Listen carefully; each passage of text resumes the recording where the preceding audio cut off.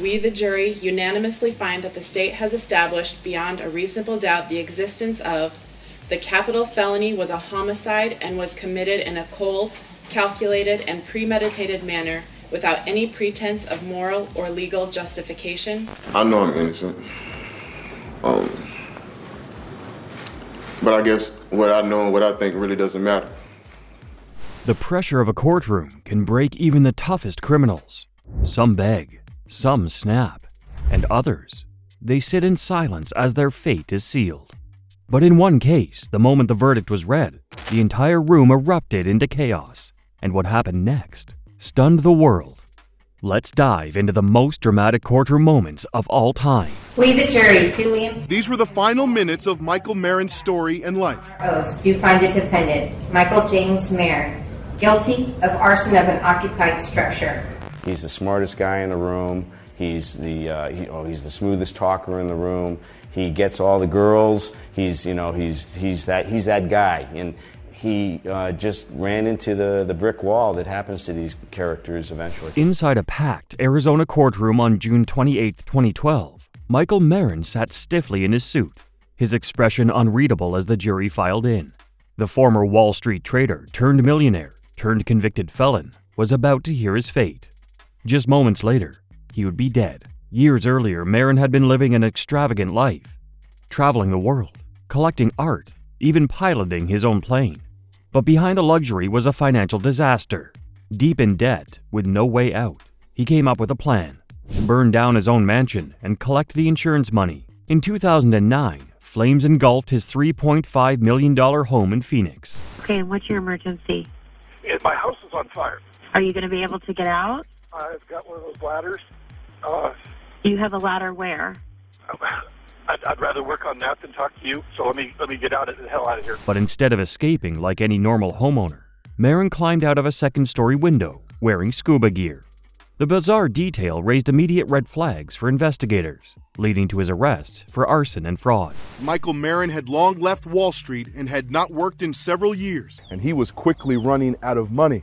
And that's when prosecutors say he concocted a scheme to raffle off the house and in the process make $1 million for himself. His trial dragged on for months, but the evidence was damning. Prosecutors proved that Marin had set the fire himself, trying to cash in on a $650,000 insurance policy. The jury deliberated, and then the verdict was read. But before we tell this story, remember this moment. After being found guilty of arson and now facing up to 21 years in prison, Marin covers his face and appears to swallow something. Guilty. The moment the word left the judge's lips, Marin's face shifted. He reached into his pocket, put something in his mouth, and gulped it down with a drink of water. At first, no one noticed anything unusual. Marin kept a stone-cold expression as the courtroom continued its proceedings. But minutes later, he began to convulse. His breathing grew shallow, and suddenly, he collapsed. Notice as he reaches down and appears to get something from his bag. He then wipes his face, swallows something, and appears to swallow again. About 8 minutes later, Marin starts convulsing and collapses. Bystanders rushed to help. Paramedics were called, but it was too late. By the time he reached the hospital, Marin was dead. Toxicology reports later confirmed it.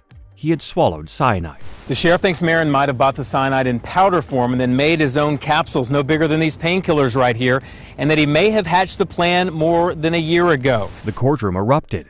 Gasps, screams, and stunned silence filled the air. Court officers scrambled. Attorneys looked around in shock, and Marin's family sat frozen in disbelief. It was a gigantic shock. I think it's fair to say that we certainly had no inkling that this was going to happen. I'm not aware that anybody did. How did he get the cyanide? No one knew. Some suspected he had smuggled it into court weeks before, keeping it hidden just in case. Others believed he had planned his exit from the moment he realized prison was inevitable. One thing was clear. Michael Marin refused to face justice. Instead, he staged his own final act, one as dramatic as the life he had lived. Michael Marin thought he could escape justice with one final move.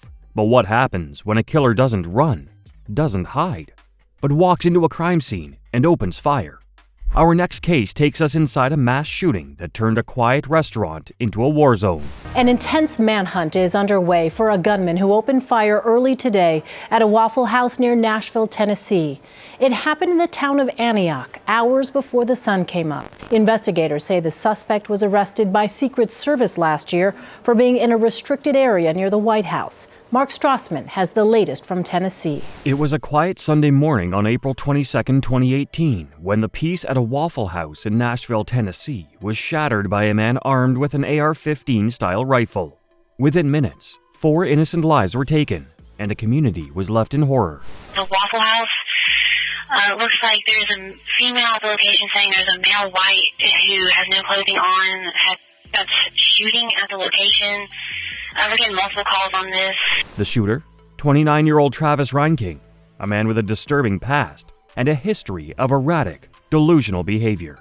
What followed was not only a massive manhunt, but a courtroom showdown where Reinking's mental state, his motive, and his fate would all be decided in a dramatic trial that left the nation stunned.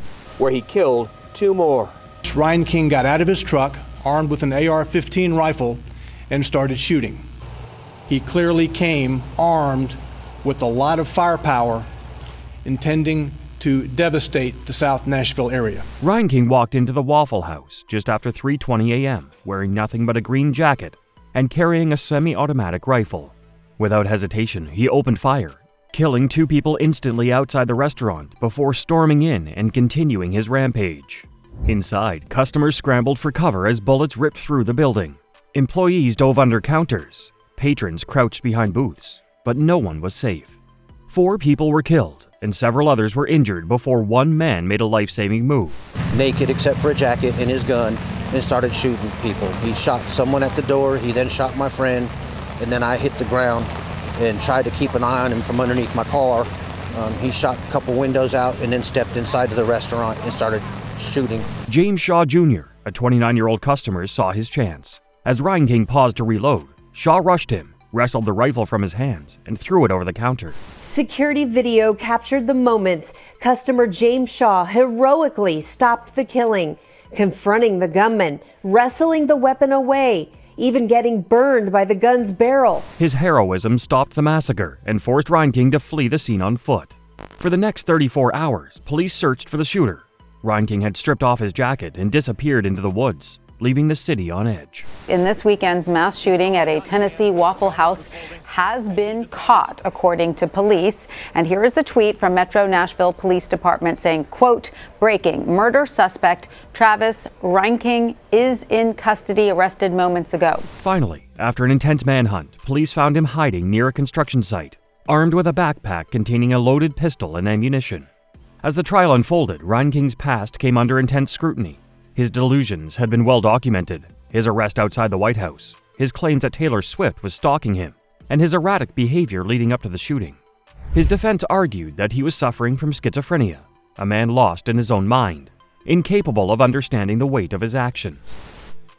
But the prosecution painted a different picture. They pointed out the calculated nature of the attack. Reinking had carefully reloaded, had fled the scene, and had managed to evade authorities for over a day. He knew exactly what he was doing. The courtroom listened as prosecutors described how he had planned the attack, how he had deliberately chosen the Waffle House as his target, and how he had shown no hesitation in pulling the trigger. He was determined, like he knew what he was doing and what he planned to do. And I'm sure my eyes looked like I was begging for mercy without saying anything. And he shot me anyway. His father's role in the tragedy added another layer of controversy. After Reinking's firearms were confiscated due to his previous arrest, they had been returned to his father, who then handed them back to his son, despite knowing about his troubling mental state. The question loomed: should the responsibility extend beyond Reinking himself? The Antioch Waffle House shooter's father is going to prison. Travis Reinking killed 4 people and injured 4 others in 2018. His father, Jeffrey, gave him the assault rifle, even though he had a history of mental illness. A judge today sentenced Jeffrey to 18 months in prison. The jury had a decision to make. If they accepted the insanity defense, Reinking would spend his life in a psychiatric hospital instead of prison. If they rejected it, he would face the full weight of the law. He stands trial accused of killing 4 people and hurting 4 others. The 33-year-old now faces 16 counts, including first-degree murder, attempted murder, and weapons charges. The jury's decision came swiftly. After just 5 hours of deliberation, they found Travis Reinking guilty on all charges. The judge sentenced him to life in prison without the possibility of parole. The man who shot up a Waffle House in Middle Tennessee in 2018 and killed 4 people will serve his life sentences consecutively. Travis Reinking is serving 4 life sentences, 1 for each person he killed. But even as the verdict was handed down, Reinking sat motionless, his face blank, showing no remorse for the lives he had taken. His silence was deafening. He didn't react when the judge spoke. He didn't acknowledge the families of his victims. He refused to say a single word. Our lives have forever changed. Nothing will ever bring our lives back to normal. In the end, justice was served, but there were no signs of regret, no apologies, no explanations. The man responsible for the massacre would never walk free again, yet the eerie emptiness in his expression left an unsettling feeling in the courtroom. It was as if he was already lost in his own world, indifferent to the devastation he had caused. He chose to take those lives. Unfortunately, my son was the first one that was. One by one, grieving parents, siblings, and loved ones stood up to confront him, their voices cracked with pain, some trembling with anger, others breaking down in tears. I've waited for the moment to sit here and look at you, because every time I see you, I see no remorse whatsoever. One father shouted at Reinking, calling him a coward and a monster. Another mother, barely able to stand, told him he had destroyed her world. Reinking? He didn't flinch. The person that I loved so dearly was nothing more than a target. It's just absolutely the most disgusting thing that I have ever heard in my entire life. He refused to make eye contact, refused to react, refused to speak. Even when the judge asked if he had anything to say, he remained silent. The complete lack of emotion left the courtroom stunned. Was it guilt? Was it arrogance? Or was it just the mind of a killer who felt nothing at all? But justice had been served. Travis Reinking showed no remorse, even as he was sentenced to life. But what happens when a defendant walks free, despite overwhelming suspicion? Our next case jumps into one of the most controversial acquittals in history. 911, what's your emergency? I found out my granddaughter has been sick and she has been missing for a month. Her mother finally admitted that she's been missing. I need to find her. Another murder case made its way onto our TV screens, and another name became infamous.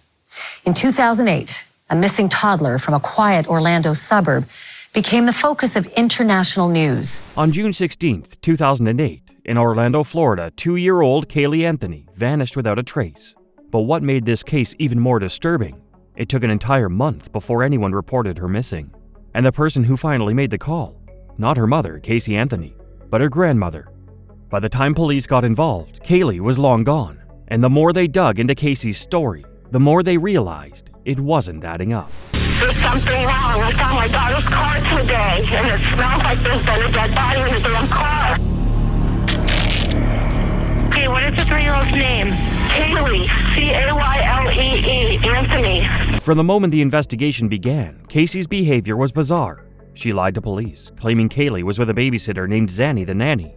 But when detectives checked, the babysitter didn't exist. At the center of this case, we had a beautiful little girl, and she was missing, and it was a mystery, and we didn't know why, but what we did know was that mom was out partying while the baby was missing. Casey partied at clubs, got a Bella Vita tattoo, meaning beautiful life, and acted like nothing had happened. Meanwhile, her daughter was missing. Then, a chilling discovery. Casey's car had been impounded, and inside officers found the overwhelming stench of human decomposition. She did appear normal. I think she's about as abnormal as she can get, but I think people wanted her to show some emotion. She never did. Still, Casey showed no concern, no panic, just lies, excuses, and a disturbing sense of detachment. You see, you don't realize the whole United States is looking for our Kaylee. Can you look up a little bit more? Raise your eyes up a little bit. 6 months after Kaylee disappeared, a utility worker stumbled upon a small skull in a wooded area near the Anthony home. The remains were wrapped in a bag, with traces of duct tape around the mouth. It was Kaylee. Body of Kaylee Marie Anthony had been wrapped in a Winnie the Pooh blanket and thrown into a littered swamp like she was just another piece of trash. With the evidence mounting, Casey was charged with first-degree murder. Prosecutors argued she suffocated Kaylee with chloroform and duct taped her before dumping her body. The motive? Casey wanted to live a carefree life without the responsibility of being a mother. Kaylee's death allowed Casey Anthony to live the good life, at least for those 31 days. But Casey's defense turned the case upside down. They dropped a bombshell claiming Kaylee had drowned in the family's pool and that Casey's father, George Anthony, covered it up. It was a desperate, shocking twist, but would the jury buy it? How in the world can a mother wait 30 days before ever reporting her child missing? It's insane. It's bizarre. Well, the answer is actually relatively simple. She never was missing. After 6 weeks of testimony, the jury deliberated for just 11 hours before reaching a verdict. Not guilty of murder. Despite the overwhelming evidence, Casey Anthony walked free, only convicted of lying to police. Her sentence? 4 years, which she had already served. The nation erupted in outrage. Protests flooded the streets. Talk show hosts ripped the decision apart, and Casey became one of the most hated women in America. The moment not guilty was read, the courtroom fell silent. Then, gasps, muffled sobs, and stunned expressions. Prosecutors sat motionless, their years of work unraveling in an instant. Casey? She blinked, her expression unreadable, until the weight of the verdict hit. Tears welled up, her defense team pulling her into tight embraces. One even grinned in victory. But outside, pure outrage. Protesters screamed for justice. Some collapsed in tears. News anchors struggled to find the words. How did a mother walk free when so much pointed to guilt? Even Casey's own family sat frozen. Her father never looked at her. Her mother's face was blank. The fracture in the Anthony family was now permanent. And while Casey Anthony stepped out of jail a free woman, she was never truly free. The world never forgave her.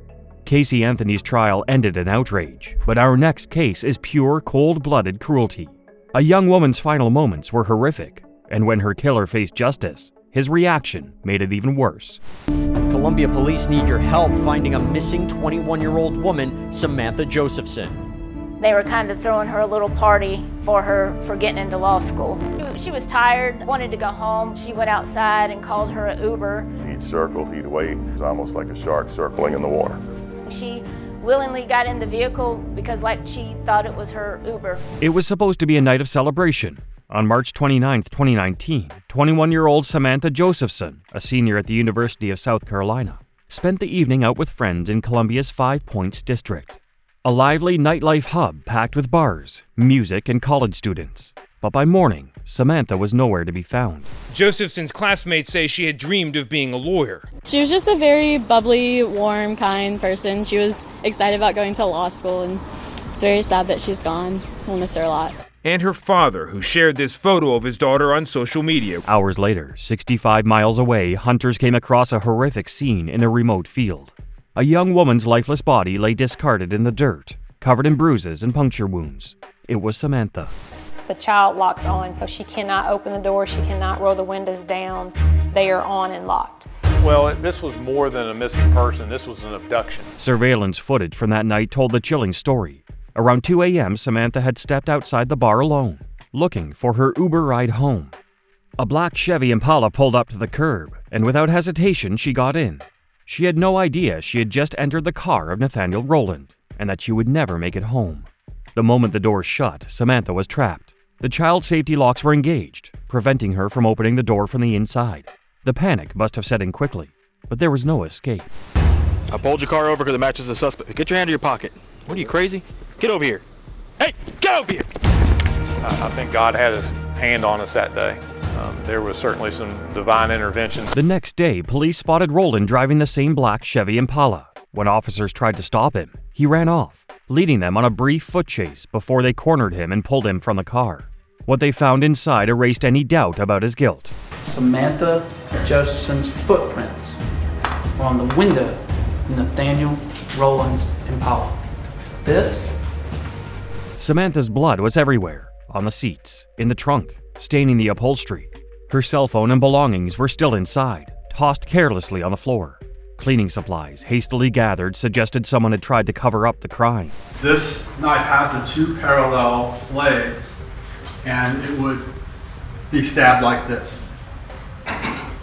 So this knife fits. But the most damning evidence was the weapon itself. Investigators discovered a multi-tool, its blade still coated in blood. Forensic analysis confirmed the horrifying truth. Samantha had been stabbed over 120 times. Roland's trial was swift and brutal. The prosecution laid out the overwhelming evidence, showing how he had targeted Samantha, lured her into his car, and killed her in cold blood. The jury took just over an hour to deliver the verdict: guilty. Indictment number 2019 GS 42450, the state of South Carolina versus Nathaniel David Roland. It's an indictment for murder. We, the jury, find the defendant guilty. As the judge prepared to sentence Roland, the courtroom held its breath. The judge described the crime as one of the most depraved he had ever seen and handed down the maximum sentence: life in prison without the possibility of parole. Roland showed no emotion, no tears, no remorse. Just a blank, empty stare as the weight of his sentence settled in. Yes, Your Honor. Juror number 130, were these your verdicts? Yes. Are they still your verdicts? Yes. Juror number 469, were these your verdicts? The tension in the courtroom was suffocating. Samantha's parents sat in the front row, holding hands tightly, their faces a mixture of grief and rage. As the verdict was read, her mother let out a heart-wrenching sob, while her father sat frozen, his fists clenched so tightly, his knuckles turned white. Then the most explosive moment of the trial unfolded. The state have accused our son of a crime that he didn't commit. Ma'am, I'm not going to hear any claim of innocence. Okay. He's been convicted by the jury. As the judge finalized the sentencing, Roland's mother stood up and interrupted the court. She insisted her son was innocent, her voice rising with desperation. But before she could continue, the judge shut her down. His voice thundered through the courtroom as he told her that the evidence was undeniable. Then Samantha's father spoke. His voice trembled, but his words cut through the silence like a blade. He turned to Roland and said, "You stole my daughter's life, but we will not let you steal our future. We will never say your name again." Several times over the past 28 months.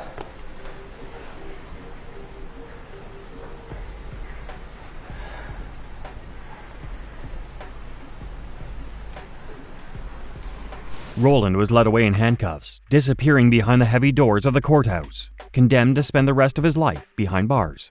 Nathaniel Roland showed no remorse, but what happens when a man manipulates others to do his dirty work? Our next case exposes a twisted murder-for-hire plot that left a courtroom stunned. Has been formally sentenced to death. Thanks for joining us for local coverage at 6 o'clock. I'm Patrick Nolan. Jane Monreal has the night off. Mark Sievers was convicted of first-degree murder early last month. Did Dr. Sievers die as a result of something Mr. Sievers did? Yeah. He approached me and told me that he needed to have his wife killed. On June 29, 2015, a chilling crime scene was discovered inside the Sievers family home in Bonita Springs, Florida. Dr. Teresa Sievers, a respected physician and mother of two, had just returned home from a family vacation. But by the next morning, she was found bludgeoned to death in her own kitchen. At first glance, it seemed like a burglary gone wrong. But as investigators dug deeper, they uncovered a twisted murder-for-hire plot, one that led straight back to her own husband, Mark Sievers. Mark Sievers had secrets. Behind the image of a devoted husband and father, he was drowning in financial troubles. His medical practice wasn't enough to sustain their lifestyle, and with a $4.4 million life insurance policy on Teresa, he saw one way out. Detectives quickly discovered two hired killers, Mark's childhood friend, Curtis Wayne Wright, and Wright's associate, Jimmy Rogers. In a shocking confession, Wright revealed the plan. Mark had orchestrated the entire murder, instructing them to make it look like a home invasion. The evidence was overwhelming. GPS records, burner phones, and security footage placed Wright and Rogers in Florida at the time of the murder.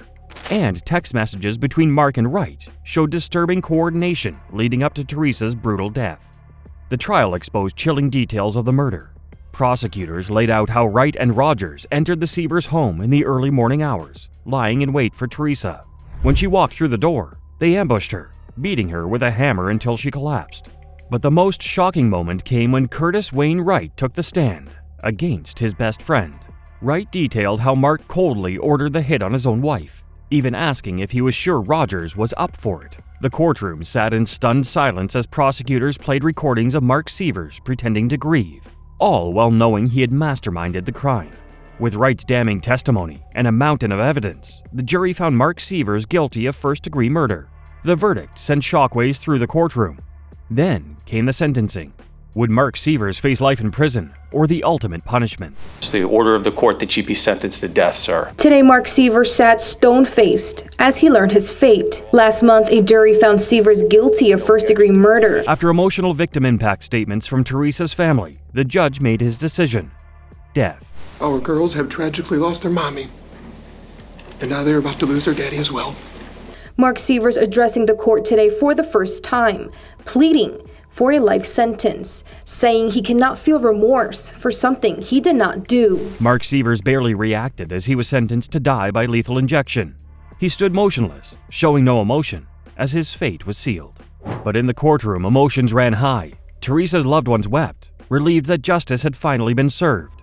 The prosecution called it a calculated, heartless crime, one that warranted the harshest punishment. Teresa Sievers' family holding their breath. The defendant is guilty of first-degree murder.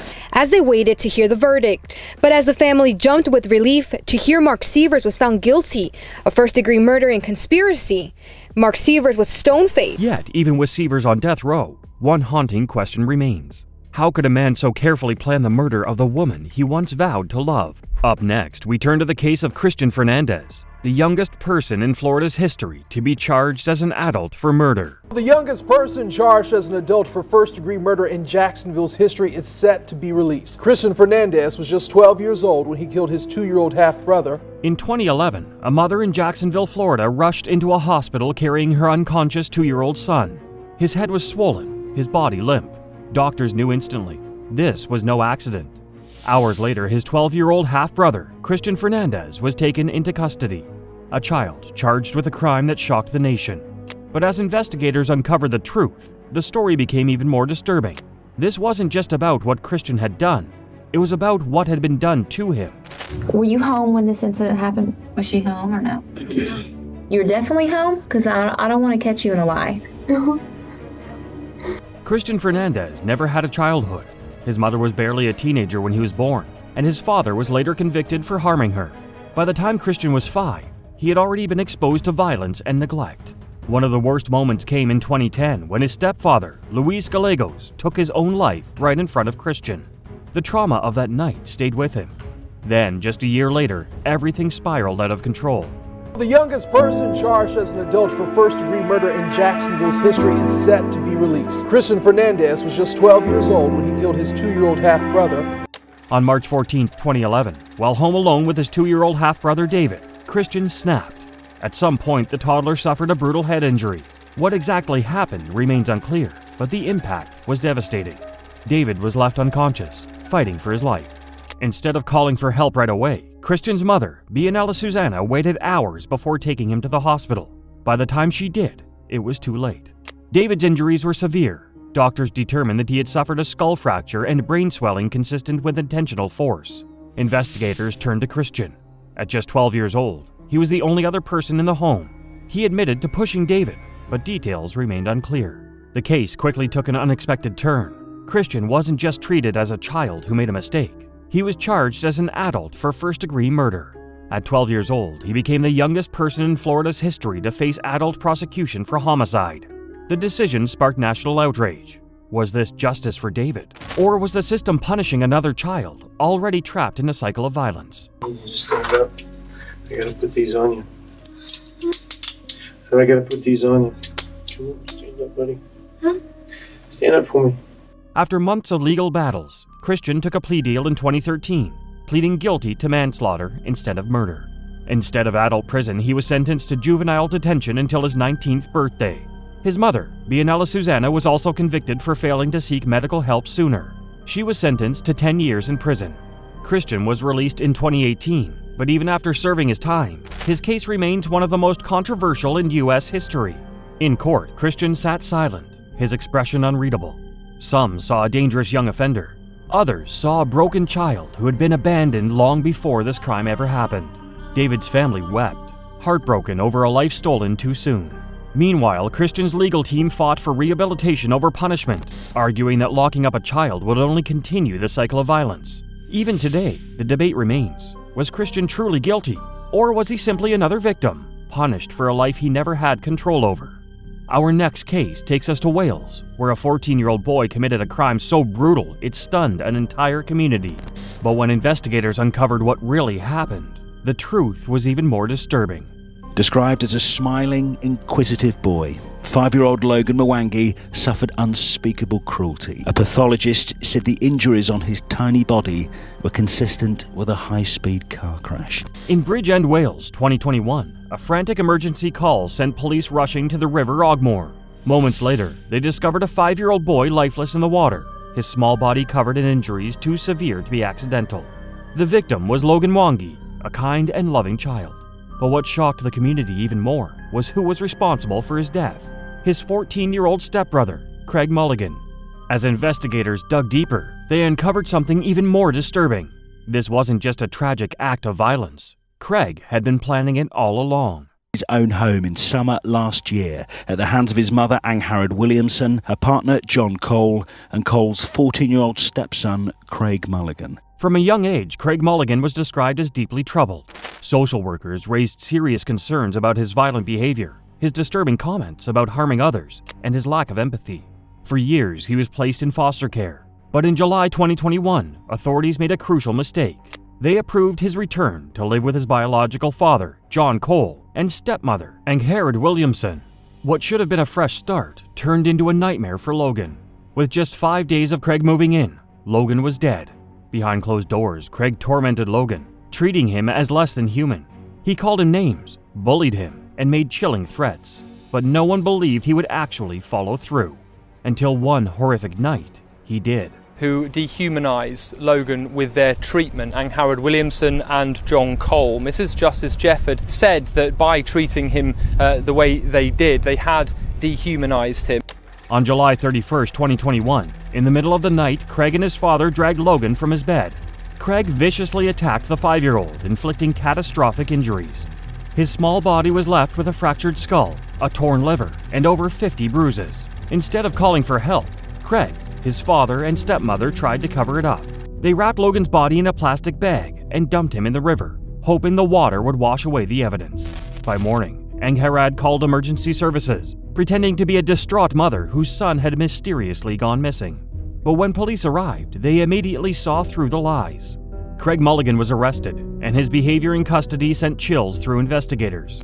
While most 14-year-olds would be scared or remorseful, Craig showed neither. Instead, he smirked and even bragged about what he had done. But he wasn't the only one facing justice. His father, John Cole, and stepmother, Angharad Williamson, were also arrested and accused of helping cover up Logan's murder. In court, it was revealed that Craig had spoken about wanting to harm Logan for months. He had practiced attacking him, treating him as less than human, and had even drawn disturbing pictures of hurting people. After a harrowing trial, Craig Mulligan, John Cole, and Angharad Williamson were all found guilty. Craig for murder, and his father and stepmother for their roles in the crime and cover-up. John Cole will serve a minimum of 29 years, Angharad Williamson will serve 28 years in prison. Craig was sentenced to at least 15 years in prison, one of the harshest sentences ever given to a child in Wales. His father received a minimum of 29 years, and his stepmother was also sentenced to 28 years behind bars. Hospital doctors failed to share a list of his injuries with Child Protection Services. Today, a review found taking action could have protected Logan. In the courtroom, Logan's biological family wept, devastated by the loss of a child who had his entire life ahead of him. The judge called the crime one of the most horrific cases Wales had ever seen. But the most disturbing part, Craig Mulligan never showed a shred of remorse. Even after being convicted, he remained emotionless, as if what he had done meant nothing at all. For many, it was a chilling reminder that evil doesn't always come in the form of an adult. It can come in the form of a child, too. Our next case is Paris Lee Bennett, a highly intelligent teenager whose calculated actions led to an unthinkable crime within his own family. How old is Ella? 4. She's 4 years old? How old are you? 13. Is she bleeding anywhere? Yes, she's bleeding all over the bed. What could drive someone so young to commit such a brutal act? On a quiet evening in Abilene, Texas, 2007, Charity Lee was working a late shift at a local restaurant when she received a phone call that would change her life forever. Her 13-year-old son, Paris Lee Bennett, had been babysitting his 4-year-old sister, Ella. But what unfolded in their small, unassuming home that night was nothing short of a nightmare. Paris Bennett was a highly intelligent and charismatic teenager. With an IQ of 141, he excelled in school and often impressed adults with his maturity and wit. But beneath this polished exterior was a much darker side, one fueled by resentment, manipulation, and an unthinkable desire for revenge. I remember being angry all day long and thinking all day long, I want to hurt somebody if I'm going to snap. Paris harbored a deep anger towards his mother, Charity, stemming from her past struggles with substance use and the perceived failures in their relationship. But instead of confronting her directly, Paris devised a plan to hurt her in the most devastating way possible. On February 5th, 2007, Paris intentionally convinced their babysitter to leave early, leaving him alone with Ella. Then, after calmly watching television for hours, Paris entered Ella's bedroom, armed with a knife. The attack was violent and merciless. Ella was stabbed 17 times as she lay in her bed, completely defenseless. The babysitter, I thought about going down the street and seeing somebody I knew, and I thought about hurting a stranger. What makes this case even more disturbing is what Paris did afterward. Instead of panicking or trying to cover his tracks, he called 911. On the call, Paris calmly claimed that he had experienced a psychotic episode and attacked his sister. But as investigators would soon discover, his actions were anything but impulsive. They were the result of cold, calculated planning. As the investigation unfolded, the horrifying truth about Paris's motive came to light. During police interrogations, Paris admitted that his real target wasn't Ella, it was his mother. He believed that by killing Ella, he could inflict the ultimate pain on Charity, leaving her to suffer with the loss of her daughter for the rest of her life. Paris, what is your problem? Mom, what's your least favorite word? My what? Your least favorite word. Evidence revealed that Paris had spent weeks planning the murder. On the night of the crime, he deliberately waited until the babysitter left and even spent time in Ella's room before the attack, staring at her while she slept. His lack of remorse and chilling demeanor shocked investigators. In court, the details of Ella's murder left the jury horrified. Photos of the crime scene, combined with Paris's own confessions, painted a picture of a teenager whose intelligence and cunning were matched only by his capacity for cruelty. Paris Bennett was convicted of capital murder and sentenced to 40 years in prison, the maximum sentence allowed for a juvenile under Texas law at the time. While he remains eligible for parole after serving half his sentence, many, including his own mother, have expressed fears about the possibility of his release. During sentencing, Paris showed little emotion, maintaining the same calm, detached demeanor he had displayed throughout the investigation. His lack of visible remorse only deepened the tragedy of the case. Despite the unimaginable pain of losing her daughter at the hands of her own son, Charity Lee never turned her back on Paris. While the world saw a cold and calculated killer, she saw something more: her child, the boy she had raised and loved. Even after everything, she still forgives him. She continues to visit him in prison, holding on to the hope that he can change. But forgiveness doesn't erase fear. Charity has admitted that she lives with the constant worry of what Paris might do if released, knowing the intelligence and manipulation he is capable of. Her story, captured in documentaries and interviews, is one of love, grief, and the impossible choices a mother must make. How do you reconcile the love for your child with the horror of what they've done? For Charity, that answer has never been simple. But for many, one haunting question remains. Was Paris born a killer, or did something inside him break beyond repair? Up next, we look at Steven Lorenzo, a predator whose crimes were as horrifying as they were calculated. His brutal acts of violence left a lasting impact, both on his victims and on those seeking justice. The death penalty and nothing less. What he did to my son before murdering him should be done to him. Eye for an eye. Gut-wrench! In 2003, two young men, Jason Galehouse and Michael Wachholz, vanished from Tampa's vibrant community. Their families and friends hoped they would return safely, but those hopes were soon shattered when the truth about their fate was revealed. Jason and Michael were last seen alive in December 2003. Their sudden disappearance alarmed their loved ones, but no one could have imagined the horror they endured. Days later, Michael's body was found in his car in an apartment complex parking lot. Jason, however, was never found. Investigators later learned that he had been dismembered and his remains were discarded in dumpsters, making it impossible to recover his body. As police dug deeper into the case, they uncovered disturbing details. Steven Lorenzo used dating apps and bars to meet his victims, often targeting those who were trusting and unsuspecting. Investigators found unsettling evidence on his computer, along with items in his home that raised serious concerns. Steven Lorenzo and his accomplice, Scott Schweikert, had devised a scheme to manipulate and harm their victims. Their actions left a lasting impact on the lives of many and shocked the entire community. After Mr. Galehouse was killed, his body was wrapped and put on a trailer in the driveway of Mr. Lorenzo's home. Scott Schweikert, Lorenzo's accomplice, was a middle-aged man from Illinois who shared Lorenzo's sadistic interests. He later cooperated with investigators, providing detailed accounts of how the two planned and carried out their crimes, with Lorenzo taking the lead. Schweikert's testimony became the cornerstone of the prosecution's case, as he described the horrifying events that had taken place. A survivor, Albert Perkins, testified about his harrowing experience with Lorenzo. He recounted waking up restrained and unable to call for help. Despite the fear he endured, Albert bravely took the stand to share his story, shedding light on Lorenzo's harmful actions. His testimony was instrumental in exposing the extent of Lorenzo's cruelty and bringing the truth to light. For nearly 20 years, the victims' families waited for justice. Then, in December 2022, Steven Lorenzo finally admitted to his crimes. At his sentencing hearing, he shocked everyone by welcoming the death penalty. I'm seeking the death penalty.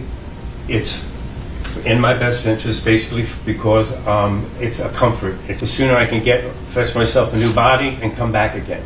The sooner I get euthanized, the faster I can fetch myself a new body and come back again, he said. But the judge, Christopher Sabella, made it clear that his decision had nothing to do with Lorenzo's wishes. This is the punishment you deserve for these horrific crimes, he declared. Jason Galehouse's mother, Pam Williams, who was battling terminal cancer, confronted Lorenzo in court with raw emotion. "I'm sick to my stomach just having to look at your disgusting face," she told him. Alongside her was Ruth Wachholz, Michael's mother, who had also waited 2 decades for this moment. On February 24, 2023, Steven Lorenzo was sentenced to death. The courtroom was filled with emotions, relief, grief, and a sense of long overdue justice.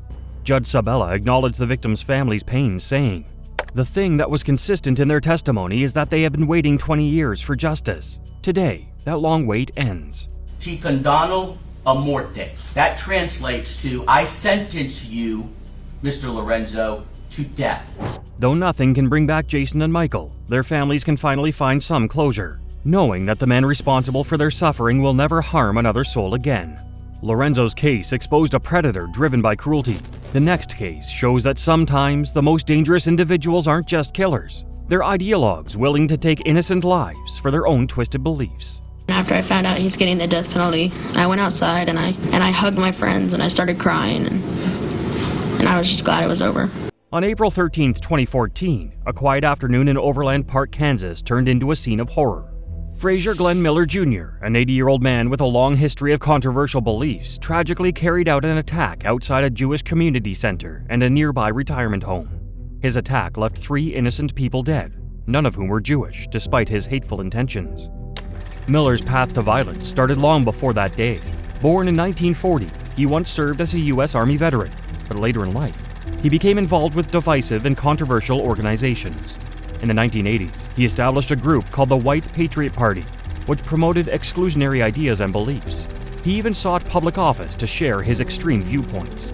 He even ran for public office, hoping to spread his extreme beliefs. However, his activities eventually led to his arrest in 1987, when authorities found a stockpile of illegal weapons and explosives in his possession. He served time in prison, but never let go of his extremist views. By 2014, Miller was in poor health and believed he was dying. Instead of spending his last years peacefully, he planned a deadly attack. On that fateful April day, he drove to the Jewish community center and fired shots at people in the parking lot. He then moved to a nearby retirement home, continuing his rampage. His victims, William Corcoran and his 14-year-old grandson, Reet Underwood, were there for a singing competition. The third victim, Terry Lamano, was visiting her mother. They were Christians, not Jewish, proof that Miller's hatred was as senseless as his crime. After his arrest, Miller showed no guilt and appeared in court in a wheelchair. He shouted hateful slogans and even tried to justify his actions during his trial. The court found him guilty of capital murder and multiple other charges. A Kansas jury sentenced him to death, a punishment he openly accepted, claiming he was proud of what he did and said thank you.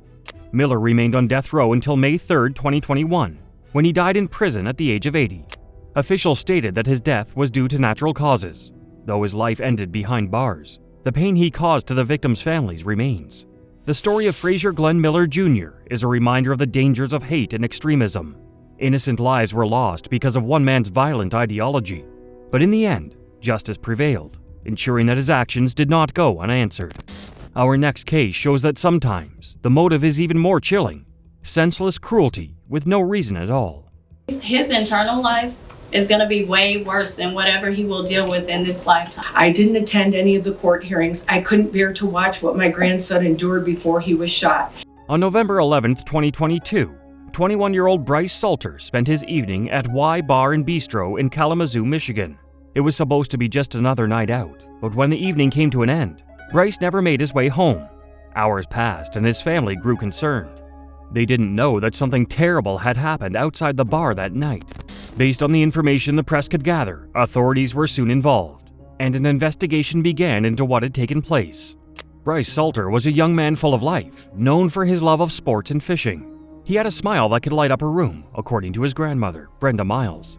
But in just moments, his life was stolen by Lang, a man who had spent most of his adult life in and out of prison. Lang had been out of prison for only a few months when he managed to obtain a stolen gun. On that tragic night, he used it to take Bryce's life. The murder was brutal and completely unprovoked. He tragically shot and killed Salter. Surveillance footage revealed that Lang approached his car, where he encountered Salter. An argument ensued, during which Lang pointed a gun at Salter's chest, knocking him to the ground. Salter attempted to defend himself, but Lang fired multiple shots, resulting in Salter's death. Bryce's father, Brandon Salter, and other family members struggled to comprehend how someone could be so cruel. But what made the case even more disturbing was Lang's behavior during the trial. Say surveillance video shows the two men arguing when Lang took out a gun and knocked Salter to the ground. Salter fought back, but then Lang shot him. Lang showed no shame for what he had done. During his sentencing hearing, he laughed as Bryce's family members delivered emotional victim impact statements. He mocked their pain, slumped in his chair, and smirked while Bryce's younger sister, Reese, spoke about how much her brother meant to her. Even after receiving his sentence, a minimum of 100 years in prison, Lang continued to smile. His attitude throughout the trial shocked not only Bryce's family but also the judge, who called Lang's actions senseless, cowardly, and merciless. Despite Lang's disturbing behavior, justice was served. The court handed him a sentence that ensured he would never walk free again. In addition to the 100-year sentence for second-degree murder, Lang received additional time for weapons charges. As the judge announced the verdict, the Salter family clapped with joy as Lang was sentenced. 70 years to a maximum of 100 years. Thank you. As bailiffs dragged Lang out of the courtroom for his aggressive outbursts, one of Bryce's family members shouted, "How does it feel to know you're going to die in prison?" It was a powerful moment, one that brought a sense of closure to those who had suffered so much. Bryce's father, Brandon, called his son magic and said he had the perfect blend of everything: intelligence, kindness, and charm. His loss left a hole in their hearts that could never be filled. Bryce's sister Reese found the trial to be one of the hardest experiences of her life.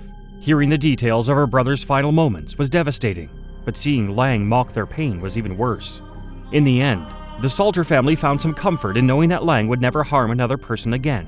While their pain will never fully fade, they could finally say that justice had been served for Bryce. Lang's lack of remorse was gut-wrenching, but what if a killer not only showed no regret but actively mocked the justice system? That's exactly what happened in our next case. I didn't kill anyone. I'm not spending the rest of my life in prison for something I didn't do. In 2007, the quiet town of Elyria, Ohio was shattered by a crime that no one saw coming. Dave Kowalczyk, the well-loved owner of Granny D's Pizza, was found murdered, a brutal and calculated act that sent shockwaves through the community. However, the true horror wasn't just in the crime itself, it was in the man behind it. Neil Simpson wasn't just a killer, he was cold, unrepentant, and dangerous. It started when Dave Kowalczyk's body was found in the pizza shop's back room, his hands tied behind his back. Police discovered security footage showing Simpson entering the shop that night. Investigators tracked Simpson to a nearby motel, where he was arrested within 48 hours. As the trial began, his chilling lack of remorse became clear. He didn't just deny his actions, he mocked the very system trying to bring him to justice. Spitting on jurors, hurling profanities, and showing no sign of regret, Simpson proved one thing: he wasn't sorry, and he never would be. From the beginning, the prosecution painted Simpson as a dangerous man. He had a history of trouble, a personality disorder, and a reputation for making reckless decisions. On the night of the murder, he was the leader of the group, the one in control. It was his plan, his decisions, and ultimately his actions that led to Kowalczyk's mourning death. The prosecution argued that the crime was deliberate, not impulsive. Simpson's past made him a threat to society, and they pushed for the death penalty. The defense, however, tried to shift the focus. They claimed his troubled childhood played a role in his actions. They argued that his upbringing shaped him into the man he became, and that should be considered in his sentencing. As the jury delivered their verdict, Simpson's face twisted with rage. Overcome with fury, he did the unthinkable. He spat at the jurors. Gasps echoed through the courtroom as officers swiftly escorted him out. His lawyers, scrambling to salvage the situation, pleaded for a mistrial, but the judge stood firm. 2 hours later, Simpson returned, his demeanor calmer, but his anger still simmering beneath the surface. He turned to the judge and offered an apology, but not to the jury. "I'm not mad at you," he admitted, his voice steady. "I'm mad at them." The courtroom was thick with tension as the jury left to deliberate. When Neil was seeking the death penalty for himself, hours passed, each minute stretching endlessly for Dave Kowalczyk's family. Would they choose the ultimate punishment? Would Neil Simpson be sent to death row for his brutal crime? After 4 agonizing hours, the jury returned. The room fell silent as Judge Mark Betleski prepared to read the verdict. Kowalczyk's family held their breath. Simpson, appearing through a grainy video feed from jail, sat motionless. His freshly shaven head and cold expression betrayed nothing. Then, the words came. Life in prison without the possibility of parole.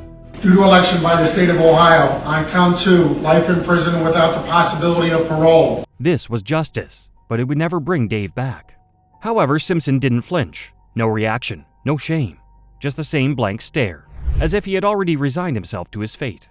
A life behind bars, with nothing but time to think about the choices that led him there. Though he avoided the death penalty, his defense attorney believed the outcome was worse for him. Life in prison meant no second chances, no hope for freedom. While a death sentence would have given him years of appeals, this verdict left him with only one.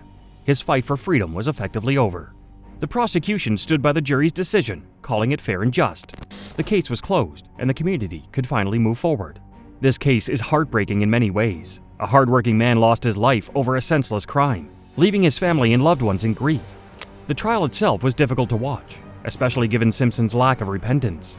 While the justice system ensured he would never harm another person again, no sentence could truly make up for the loss of Dave Kowalczyk. His family will carry that pain forever. Neil Simpson may have escaped death row, but he'll spend the rest of his days behind bars, alone, with nothing but time to think about what he's done. The next case reveals how a man who was supposed to save lives turned into a cold-blooded murderer.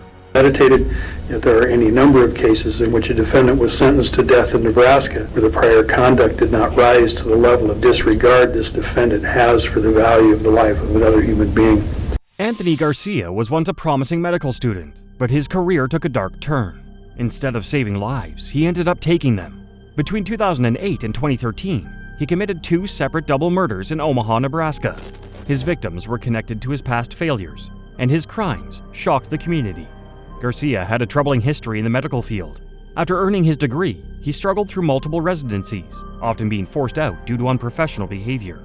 His time at Creighton University Medical Center was particularly disastrous. His professors found him arrogant and irresponsible, and he was eventually dismissed. Dr. William Hunter and Dr. Roger Brumbach, 2 senior figures at Creighton, played key roles in his termination. Years later, Garcia still held a grudge.